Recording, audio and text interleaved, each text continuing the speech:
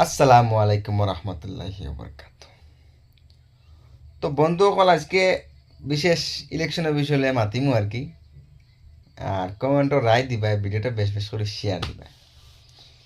ইফিরা বিহার যেটা ইলেকশন হইব, বুঝছো না,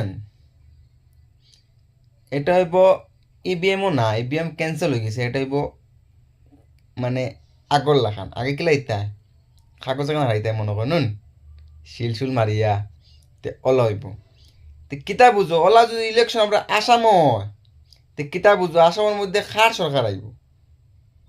বিজেপি সরকার না কংগ্রেস সরকার?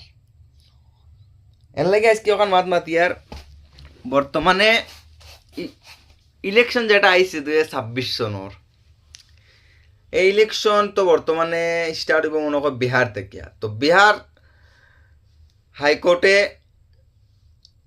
মানে রায় দিলাইছে আর কি, যে ইভিএমও ভোট আর হইতো না বিহার, একমাত্র ব্যালট পেপার হইব। এন্ড তুমি তোমার শিল থাকবো, তুমি তোমার আনি হারাইতা।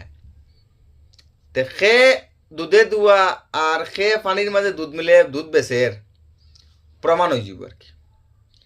তে আমি আমরা আসামর সব ভাই বন্ধুগুলো জিকাই মহান, তুমি দেন কিয় চাও ইলেকশন হইতো? ইভিএম হইতো না ব্যালট পেপার হইতো? আগে যেন আমরা পুরানা আমরা বাপ চাচাইনতে দাদাইনতে দিয়ে আইসন বুট, মাথা চিনতে বুট দিয়ে আইসন, জেলা কাগজ এখন লইয়া নিয়ে এখন বাক্স তারাইছন হলো হয়তো না। বর্তমানে যে good digital India, PhonePe Google pay চলে, আজকাল তো মোবাইলেও বুট দিলে, ওলা লেখা ইলেকশন আছে মোবাইলের মধ্যে বুট দেওয়া লাগে, বুঝছো না? তো ওলা আর কি কিতা বুঝো কিতা মাঝে হইতো কমেন্টও তুমি যেন জানাই পায়। আর আমি বিশেষ করিয়া আসাম সরকারের ওখান কইমু যেন ইফিরতি তুমি তাই ইভিএম ক্যান্সেল করিয়া আসামের মধ্যে ওগুলো লাগু করো, ব্যালট পেপারও ভোট হইতো। তো দেখা যাইব কার সরকার বনে, আসামের মধ্যে কার সাপোর্টার বেশি, বিজেপির সাপোর্টার বেশি না কংগ্রেসের সাপোর্টার বেশি। আমি একজন ভোটার মানুষ, আমিও ভোট দিতাম।